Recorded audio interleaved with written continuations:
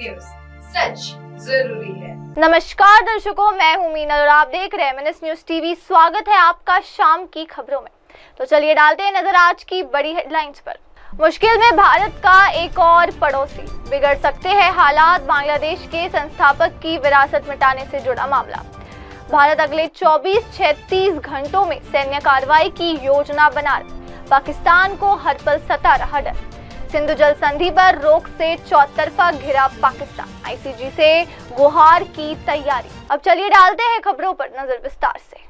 दक्षिण एशिया में इस वक्त उठा पटक का माहौल है। जम्मू कश्मीर के पहलगाम में हुए आतंकी हमले के बाद भारत और पाकिस्तान पहले ही तनाव में घिरे हैं। इस बीच भारत के एक और पड़ोसी देश बांग्लादेश में भी संकट शुरू हो चुका है। ये संकट कोई कूटनीतिक स्तर का नहीं बल्कि आंतरिक बदलावों से उभरी समस्या है। हालांकि इससे दिक्कत सिर्फ बांग्लादेश के नागरिकों को ही नहीं बल्कि वहां जाने वाले पर्यटकों को भी हो रही है।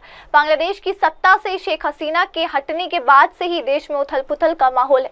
देश के निर्यात में काफी गिरावट दर्ज की गई है। इसके अलावा बांग्लादेश की विकास दर भी प्रभावित हुई है।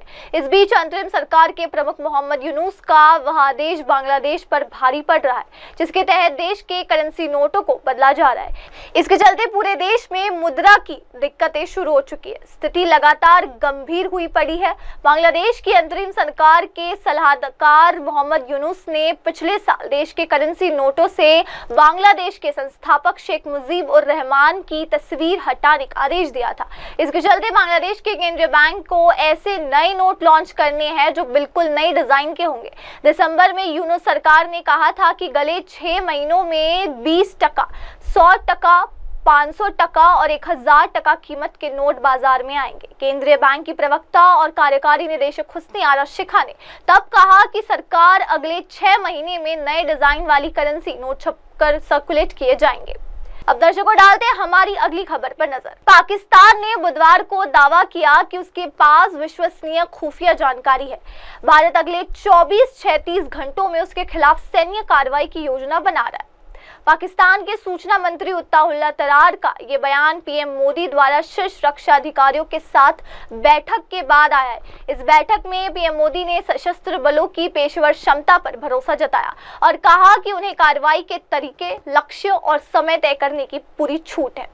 जानकारी के मुताबिक पाकिस्तान के सूचना मंत्री अताउल्लाह तरार ने कहा कि भारत सरकार पहलगाम में हाल ही में हुए आतंकी हमले में पाकिस्तान की संलिप्तता के बारे में निराधार आरोपों के आधार पर पाकिस्तान के खिलाफ सैन्य कार्रवाई करने की तैयारी कर रही है। उन्होंने कहा कि पाकिस्तान खुद आतंकवाद का शिकार रहा है और उसने हमेशा इसके सभी रूपों और अभिव्यक्तियों की निंदा की है। उन्होंने कहा कि इस्लामाबाद ने विशेषज्ञों के एक तटस्थ आयोग द्वारा विश्वसनीय, पारदर्शी और स्वतंत्र जांच की पेशकश की, जिससे पहलगाम हमले की हकीकत का पता चल सका है।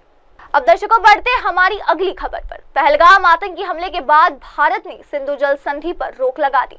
इसके पाकिस्तान को जल संकट का सामना करना पड़ेगा।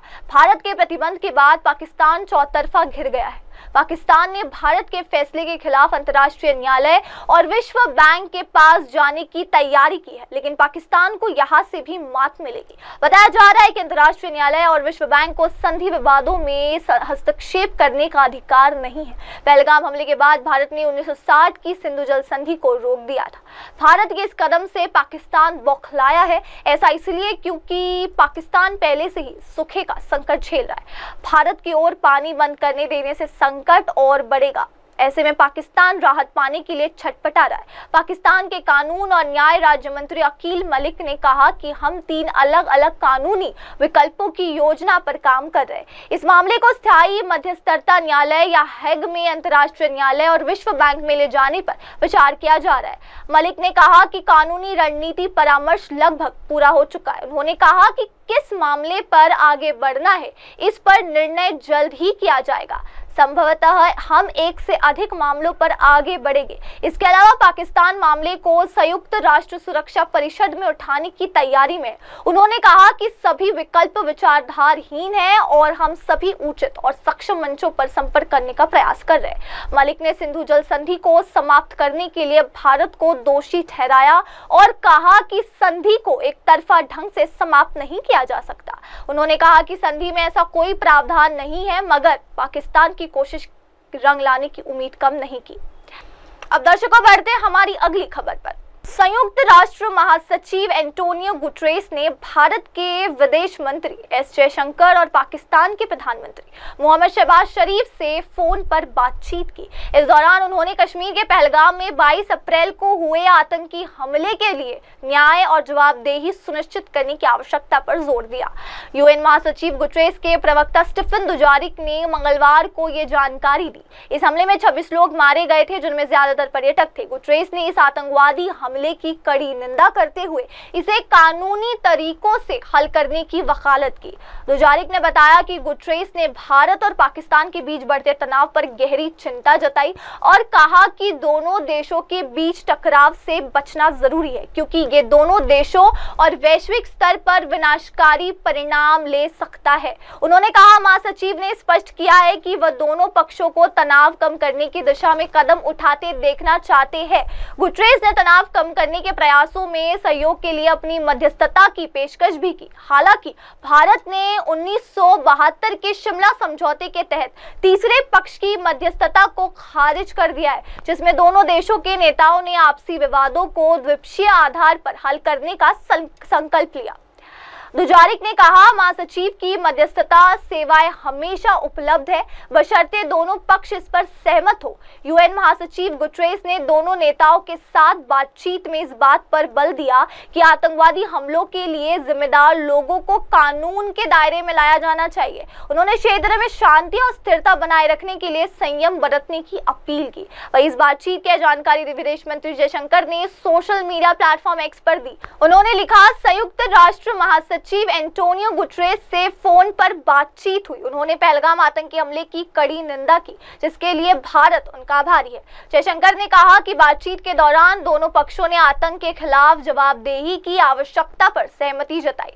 उन्होंने दोहराया कि भारत इस हमले के अपराधियों, योजनाकारों और उनके समर्थकों को न्याय के कटघरे में लाने के लिए प्रतिबद्ध है।